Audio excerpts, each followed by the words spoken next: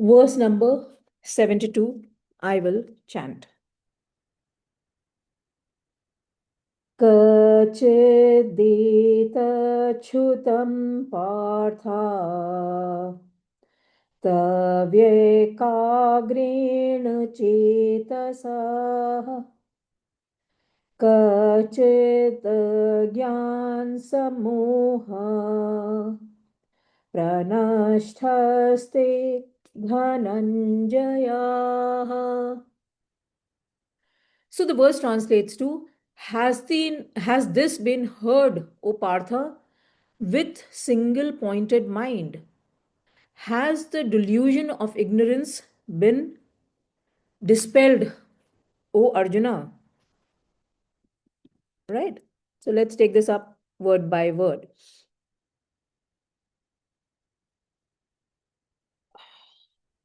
So, Kachit, whether, etat, this, Shrutam, heard. Parth is, of course, a name for Arjun, a son of Prithu. Tvaya, by you. Ekagrain, with single pointed.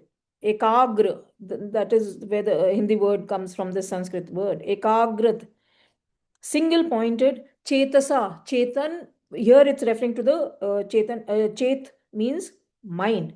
So, Ekagrain, Chetasa becomes single pointed mind. Kachit, whether Agyan Samoha. Agyan is ignorance, opposite of Gyan. Samoha is delusion, deep delusion. So Agyan Samoha becomes deep delusion of ignorance. Pranashtha is destroyed. Te, your Dhananjaya is a name again for Arjuna, winner of wealth.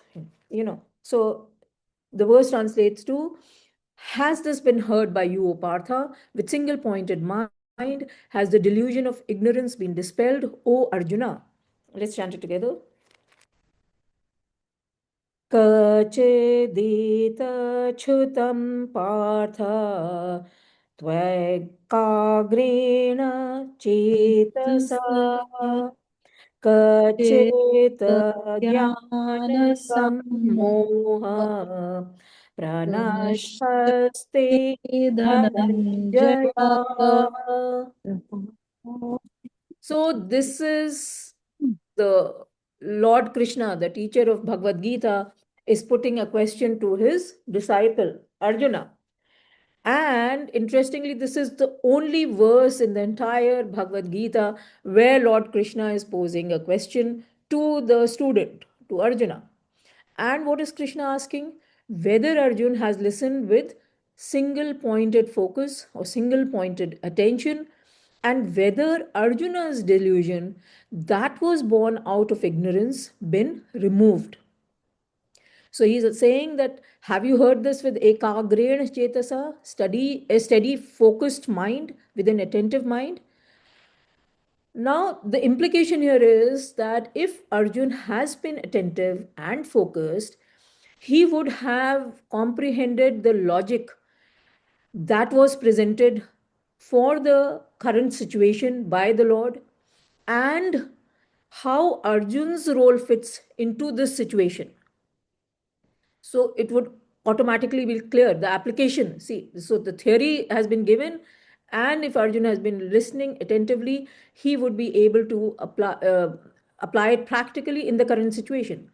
So Lord Krishna is asking, have you listened to me intelligently?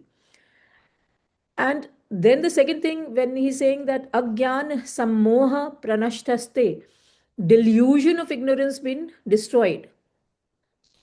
This pertains and refers to the false values or delusion that we entertain because of a distorted view of the world or a situation, and therefore our judgment of the current situation or the world is at hand, is that we are facing is faulty. And the delusion of mind that Arjun was facing had actually been expressed by Arjun right from chapter 1, when he started speaking, up to verse 10 of chapter 2. So Arjun was utterly confused and in a state of indecision. And you may recollect he had then surrendered to the Lord and asked for his advice. And it is after this complete surrender of Arjuna that Lord Krishna gave out the supreme and most secret knowledge. Now, Lord Krishna, like a true master, like a true guru, verifies whether this knowledge was of any use to Arjuna. Did it help Arjuna?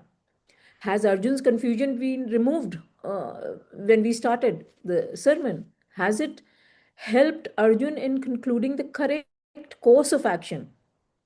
Or has some light, emerged in that confused, overcast mind of Arjuna's?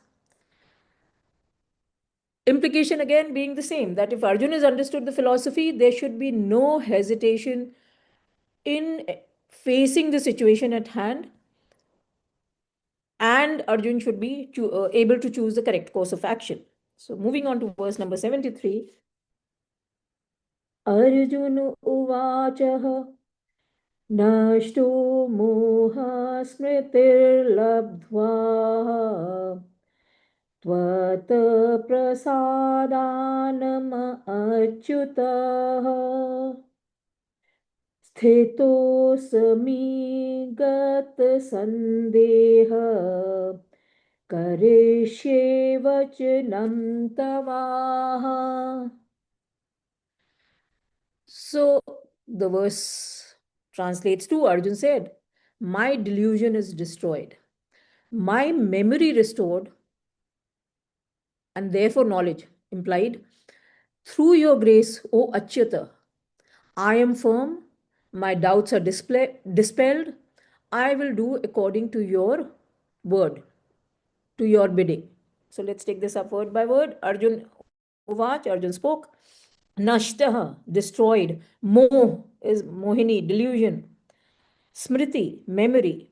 Labdhva, what you gain, acquire. So memory gained. Tvat prasadat, by your grace. Maya, by me. Achyut, name for Krishna, which means one who has never fallen. Sthit, established, firm. Asmi, I am. Gat, sandeh, doubt dispelled. Karishye, will do. Vachanam, what you spoke. Tav is your. So tav, vachanam tva becomes your word. So Arjun said, my delusion is destroyed, my memory restored, and therefore, my memory restored through your grace, Achyut. I am firm, my doubts are dispelled, I will do according to your bidding. So let's chant it together. Arjun uvachah nashto moha मोहस्मृतिर्लब्धा smritirlabdhva त्वत्प्रसादान्मयाच्युतः स्थितोऽस्मि गतसन्देह गतसन्देह करिष्ये वचनं वचनं तव. तव. Now, if you see what Arjun was at the beginning of chapter 2 and what he's saying now, there is a complete transformation that we see in Arjuna. Chapter 1 commenced with great Arjun confused about his duty in the extreme situation that he was confronted with. And Arjun was not an ordinary person.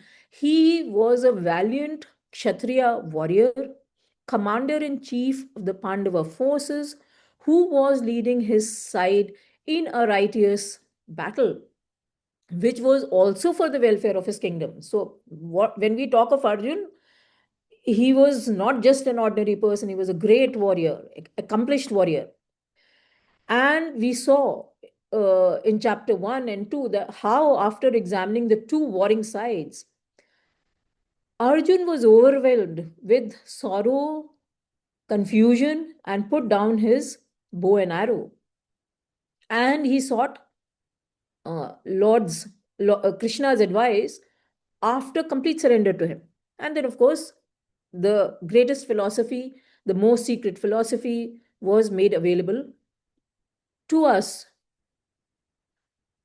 And after this sermon of Lord Krishna, Arjun is completely transformed. He is now situated in the knowledge that was given to him by Lord Krishna. And he announces that he is no longer confused, perplexed, and he is clear about his duty. It is like someone who has suddenly woken up and is now clear that the dream is over and you are in the reality, in the world. So it was as if Arjun has come back to his conscious state. He has regained his self recognition and says that all his confusions have ended, not because he unquestioningly swallowed the discourse given by Lord Krishna. And if you recall the various chapters that we have read, Arjun has been repeatedly clarifying doubts and asking questions of the Lord in the Bhagavad Gita. So he's not taken it like a pill, the discourse,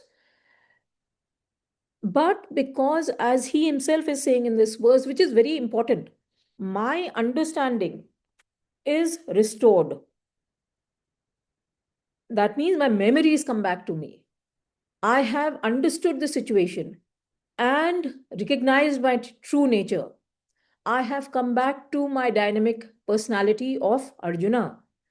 It is like, when we get upset or we get angry, we say we have, I lost my temper, cool. I became angry. So we lose our connection with the reality, with our essence. So it is just like we lose ourselves when we get angry or overwhelmed with sorrow. We forget our true nature. That is exactly what had happened to Arjuna when he had faced this unpleasant, highly unpleasant situation. But now Arjun is sthit, or firmly established in his true personality. He's come back to his true personality. So this coming, getting lost, getting confused, getting deluded, and coming back, they represent, this state represents most of us who get confused by overwhelming situations. And in that state, what happens is that we forget our knowledge. And here you may like to recollect the ladder of fall that we did as far back as chapter 2, verses 62 and 63. How attachment causes desires. Desires, if met, will lead to more desires. If not met, will lead to anger, delusion, loss of memory. Right? This is where we are. Loss of memory, which leads to loss of intellect and which leads to our destruction. So, this is exactly what is happening here. So, then, of course, Arjun goes on to say that his re education or his coming back to his own personality was due to Lord Krishna's grace. It was because of Lord Krishna's grace, his duty as a Kshatriya warrior became clear again to Arjuna. Of course, Arjun was very fortunate to have none other than Lord Krishna as his charioteer. But even for us, seekers who are, such a revival and rediscovery and rejuvenation of our personality is possible if we study and truly understand the philosophy of Bhagavad Gita and implement it. So, like Arjuna, with the revived personality, we will be able to review the situation. When I'm losing my cool or when I'm completely despaired, I will have the capacity to go back and review the situation and then see what, as per what I have understood, what I have implemented of the scriptures, I should be able to be clear about what course of action I should take. And then Arjun goes on to say, Tvat prasadat. Arjun says, Tvat prasadat, by your grace, my ignorance has been dispelled and my knowledge restored, right? By the grace of God. Now, see, when the only knowledge that we are familiar with is what we learn in the schools and the universities, so the academics that we associate with knowledge is giving us something that we can barter in the world, that we trade in the world. So we specialize, we pick up a profession in line with our learning skill set, and we get a salary with which we, uh, you know, run our हाँ household बिल्कुल and sir, do मैं our ठीक हूँ living. Sir, आप बताओ। So that is what academics does to us. It does not tell us our real purpose in life. Also, the second thing which we must look at is that it is acquired by paying the educational institute or the teacher and receiving a skill set in return. So, again, actually, it is you pay money, you get something in return. Spiritual knowledge, on the other hand, that we are talking about cannot be purchased or sold. The two attributes here are it is offered through grace and received through faith and humbleness. So these are the only two transactions which are taking place. Actually, it's not a transaction, it is uh, grace is given, and the faith and humility is what is allowing you to grasp the knowledge. So if we approach Bhagavad Gita, or for that matter, any spiritual text. So you could be reading Upanishads, you could be reading Bible, any spiritual text. If we approach it with a lot of egoistical attitude of pride, we will never be able to comprehend it. Our journey will stop at the level of the ego. And even the Bhagavad Gita, if it is dated conservatively to 5,000 years back, right? So, and we know that there are innumerable commentaries, innumerable publications, innumerable readers of the Bhagavad Gita. But how many of them have actually become enlightened, like Arjuna, right? Therefore, to truly receive this knowledge, we must have faith, humility, and complete surrender. And of course, Lord is being addressed as Achyut by Arjuna. Achyut is one who has never fallen from his status, steady, unfallen, firm, steadfast. So that is the attribute for the Lord. Moving on to verse number 74. Sanjaya uvachah एत्यहं वासुदेवस्य पार्थस्य च महात्मनः संवादमिमं शौचम् अद्भुतं रोमहर्षणम्. So Sanjaya said, thus I have heard this wonderful dialogue between Vasudeva and the great soul Partha, which makes my hair stand on end. Word by word, Sanjay watched, Sanjay spoke. Aham, I. Vasudevasya, Vasudev is name for Krishna. So Vasudevasya becomes of Krishna or of Vasudeva. Parthasya, of Partha, of Arjuna, son of Prithu. Cha and Mahatmana, Mahanatma or enlightened. Samvadam is dialogue. Imam this. Ashrosham, having heard, have heard. Adbhutam, beyond description. Actually, it's wonderful. Room Harshanam. That means which makes my hair stand on end. So Sanjaya said, thus I have heard this wonderful dialogue between Vasudev and the great soul Partha, which makes my hair stand on end. So let's stand together. Sanjaya uvachah एत्यहं वासुदेवस्य पार्थस्य च महात्मनः संवादमिमं श्रोषम् अद्भुतं रोमहर्षणम्. So we are at the last five verses of the Bhagavad Gita. These have been spoken by Sanjaya. And iti ends indicates the end of a quotation or logical set of ideas. So just as in the 63rd verse, Lord Krishna closed his discourse using this word iti. So Sanjaya now starts concluding the Bhagavad Gita. You may recollect again that Sanjaya spoke in the very beginning of the Bhagavad Gita. So that was chapter 1.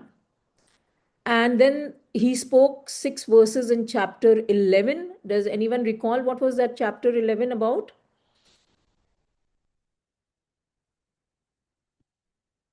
Before Bhakti Yoga. What is the chapter before What? Bhakti Yoga? No, Vishwaroop Darshan Yoga, the vision of the cosmic form, right? And now the last 5 verses at the very end of the Bhagavad Gita. And the way the verse is phrased, you can make out that Sanjay is ecstatic with this great, wonderful philosophy of life presented as a conversation between Krishna, the infinite, and Arjuna, the finite, ordinary, confused mortal, what we call the Bhagavad Gita. As a witness, Sanjaya finds the philosophy of the Bhagavad Gita an astounding revelation, and he is wonder-struck and intellectually stunned. And because in front of him, he sees the transformation of the despondent Arjuna, the great Kshatriya warrior who had laid down his bows and arrow, to a revived, dynamic Arjuna who is no longer confused and understands clearly what his duties are as a Kshatriya. Sanjaya is referring to Lord Krishna as Vasudev, or the Lord of the Vasus. And this we had done in the Vibhuti Yoga, chapter 10, verse 23. You can go through it. They were the 8 demigods that preside over time, and they are controller of the seasons, etc. In the current context, Vasudev stands for the pure consciousness that illumines the concept of time, the self, on which we, the intellect, our intellect projects what our vasanas call for. So we play the music, we play the movie on that pure consciousness, which is Vasudeva. Partha or Arjuna represents matter, earth, which at the same time is capable of shedding its layers. So, sheath by sheath or layer by layer, to emerge as that pure eternal spirit, the supreme. So, we all, like Arjuna, have the capacity to go within ourselves and unfold our personality. This peeling off of the layers of our personality, from the gross to the subtle, to the subtler, to the subtlest, is what the Katha Upanishad also talks of. Now, what is most interesting in this verse is that Sanjaya is ending the narration of the dialogue by glorifying Arjuna as Mahanatma. See, God is God. I mean, Sanjaya is talking of, is praising Arjun here. And why is that? Because Arjun surrendered completely to the Lord, listened attentively to what the Lord said, gained knowledge, and then implemented it, had the courage and the heroism to come out of his mental confusions, delusions, and despair. So, for the confused Arjuna, a mortal, a limited person, to understand this philosophy and heroically walk out of his confusions is a great achievement which is worthy of appreciation. Therefore, Arjuna, the mortal who has imbibed the art of living as expounded by the Lord, has actually revived himself and is therefore being referred as a truly great soul by Sanjaya. And of course, Sanjay is also expressing the emotional experience of his when he says that this sensational dialogue that Sanjay has heard, Sanjay himself is stunned and emotionally overwhelmed, and he has goosebumps. I mean, so he feels that his hair is standing on end. This is a feeling which we experience have when we go through a lot of emotional experiences, right? Moving on to verse number 75. Vyasa prasadatan uh, sorry, Vyasa prasadat shrutvanah etad guyam aham param yogam yogeshwarat krishnat साक्षात् कथयत स्वयं. So, by the grace of Vyas, I have heard this most secret and supreme yoga directly in person by Lord of Yoga, Yogeshwar, Krishna himself, declaring it word by word. Vyas is, of course, the Maharishi Ved Vyas. Prasadat, by grace. So, Vyas Prasadat becomes by grace of Vyasa. Shrutvan, have heard.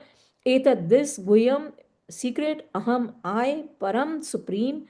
Yogam, yog. Yogeshwarat, Ishwar of the yogas, or Lord of yoga. Krishnat, from Krishna. Sakshat, in person, directly. Kathyat, declared.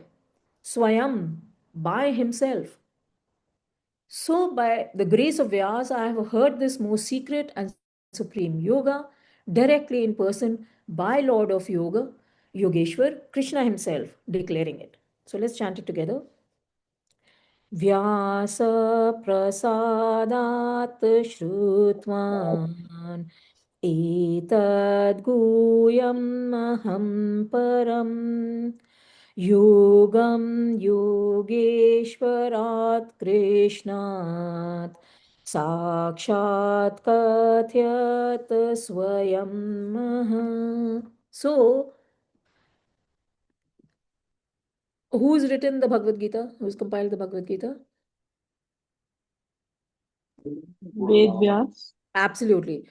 So, Maharishi Vedvyasa's knowledge and wisdom was fathomless and boundless. And when we celebrate the Guru Purnima, it is on actually Vedvyasa's birthday.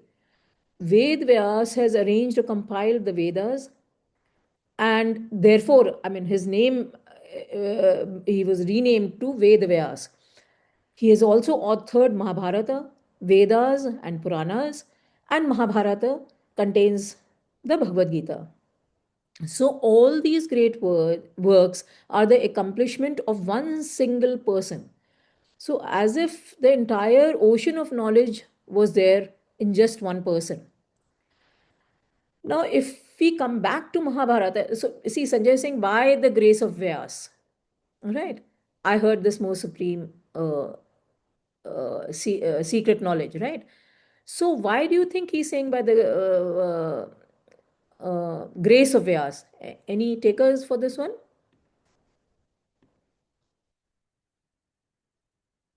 Okay, let me take it up. See, when the war started, the Maharishi Vyas had offered that Divya Drishti or the divine vision to Dhritarashtra because Dhritarashtra was blind, and as a king, Ved Vyas thought that he would be interested in watching the proceedings on the battlefield where his sons were also involved. So he had approached Dhritarashtra and offered him the Divya Drishti or the divine vision by which he could see the proceedings on the battlefield. But Dhritarashtra declined, maybe fearing the pain of seeing his son's destruction or whatever. And instead, what Dhritarashtra said was that the boon be given to Sanjaya, who was his advisor, and who would then narrate to him the proceedings on the battlefield. Now, Sanjaya's guru was also Maharishi Vedvyas. They are all contemporaries, and you can check this out. So, it was the great sage Vyas who provided, who used his divine powers to provide Sanjaya, the counselor to King Dhritarashtra, with supernatural power to watch the proceedings of the battle from the palace. Now, Dhritarashtra, therefore, the blinded father of the Kauravas, remained in his palace in Hastinapur while the Mahabharata was being waged in Kurukshetra. And we are also fortunate that we are able to read this running commentary of Sanjaya's.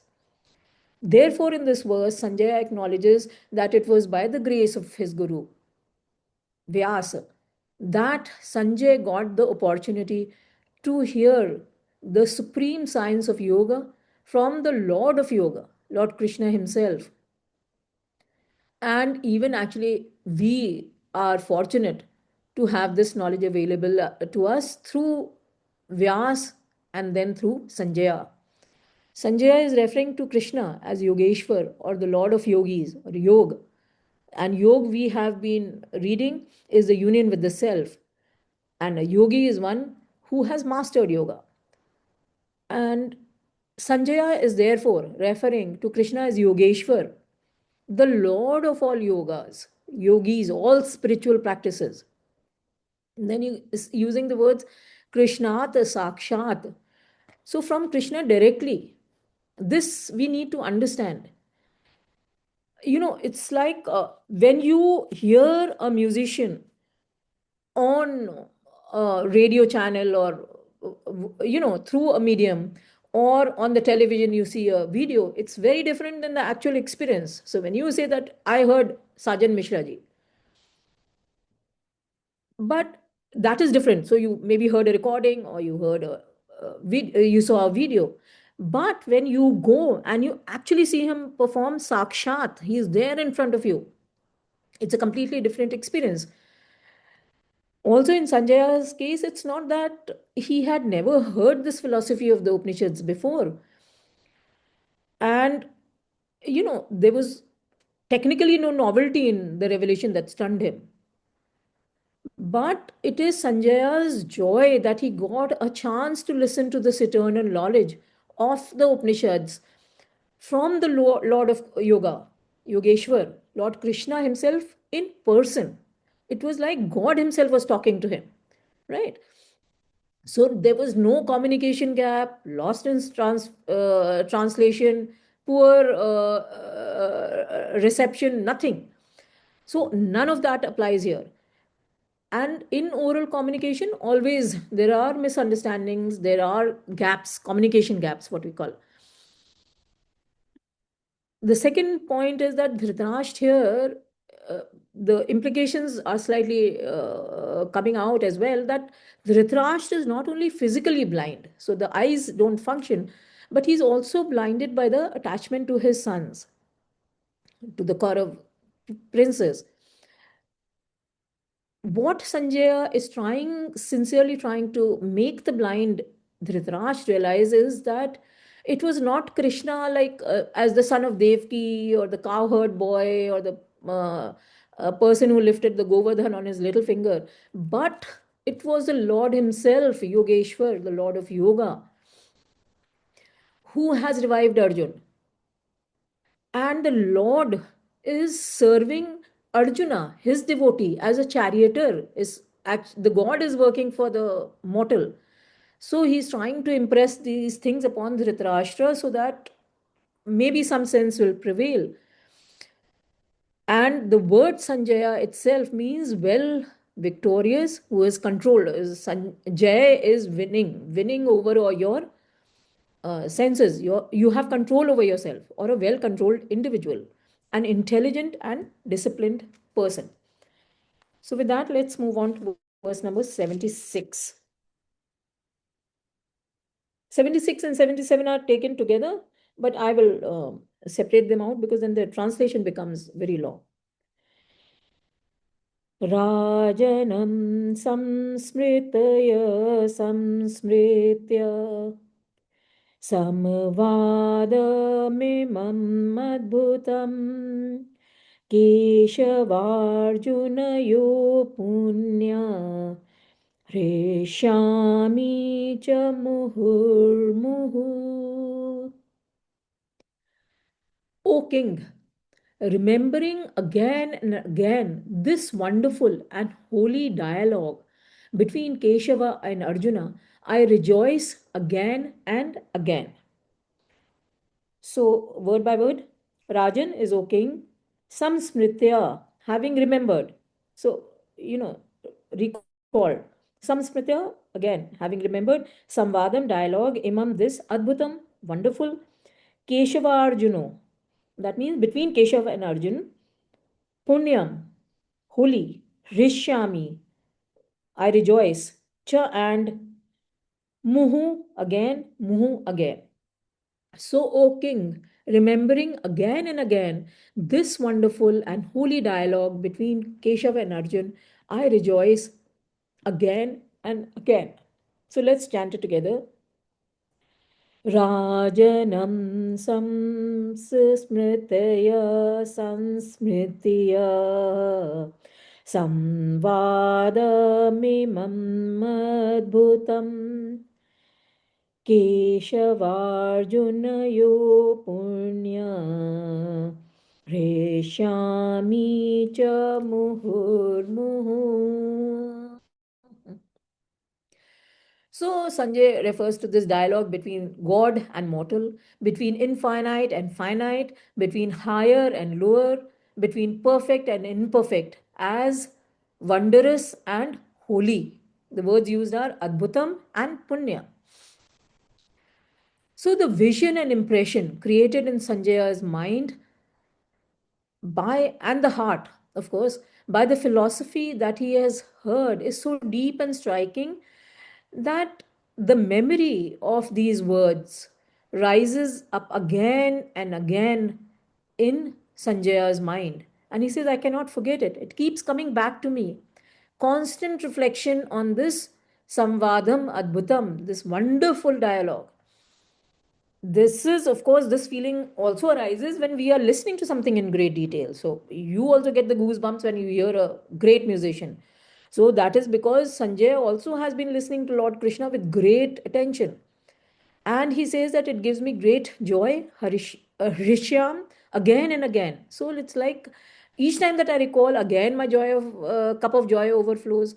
Then again I remember that again I feel so happy. So, this is also a method by which Vyas is telling us how to study the Bhagavad Gita. See, a spiritual experience gives a happiness that is far more thrilling and satisfying than all the material joys put together. Sanjaya is rejoicing in this happiness and he's sharing this his experience with King Dhritarashtra. And reflecting and remembering the wonderful dialogue, he's feeling divine bliss. So, this indicates the depth of knowledge that is contained in the scripture and the divinity that Sanjay has just witnessed.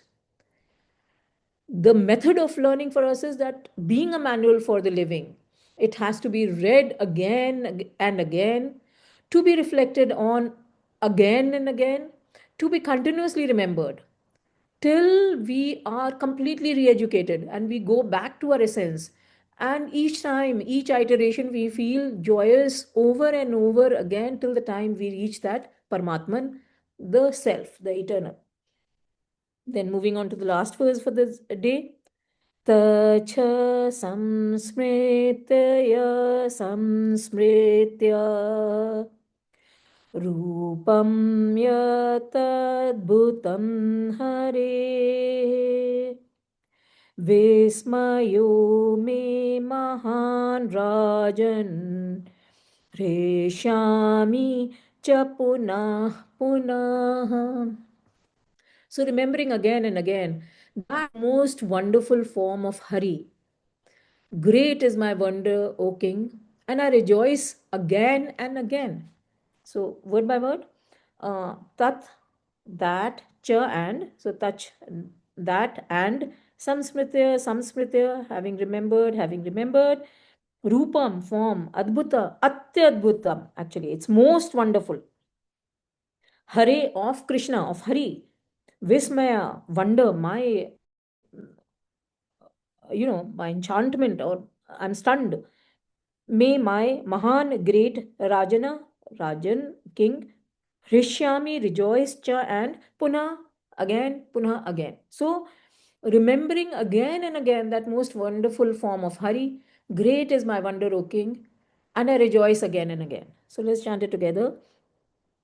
तच्छ संस्मृत्य संस्मृत्य रूपम् अत्यद्भुतं हरे विस्मयो मे महान् राजन् हृष्यामि cha punah punah. So, of course, in this verse, we know that Sanjaya is referring to the Lord uh, when he displayed his cosmic form that is described in chapter 11. And in Sanjaya's mind, again and again, that Lord's extremely wonderful, breathtaking, and stunning cosmic form, or Rupam Atyadbhutam Hare, that is the word which is being used, words which are being used here, rises up again and again in Sanjaya's mind, because in that form you could see the totality of the universe, the entire universe you could see there. And it was a form that Sanjaya was able to see because of who requested for that form?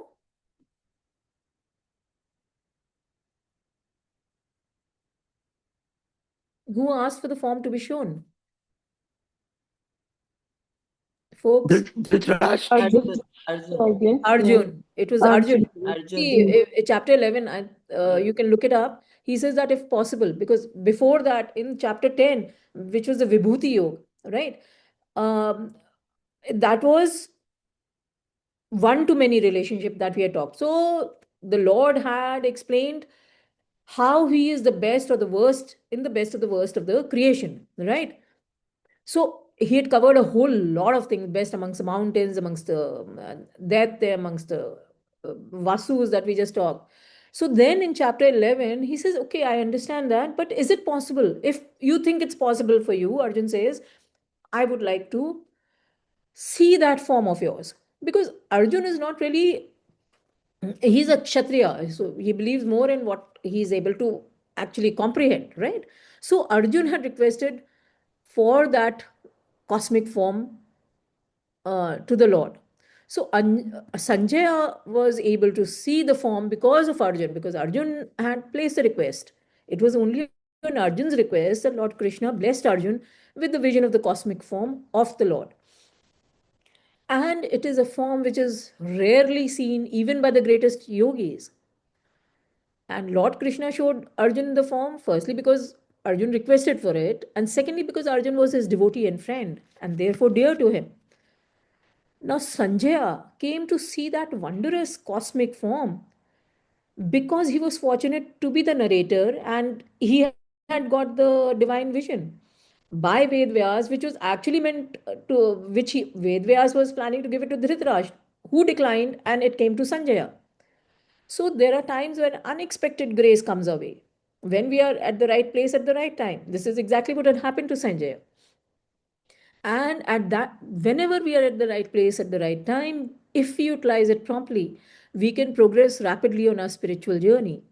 Because spiritual study is confluence of both what our intellect is telling us and what our heart, what our emotions are telling us. So this is the ecstasy and the wonderment, which is what Sanjaya is now experiencing. So with that, we come to the end of our today's session.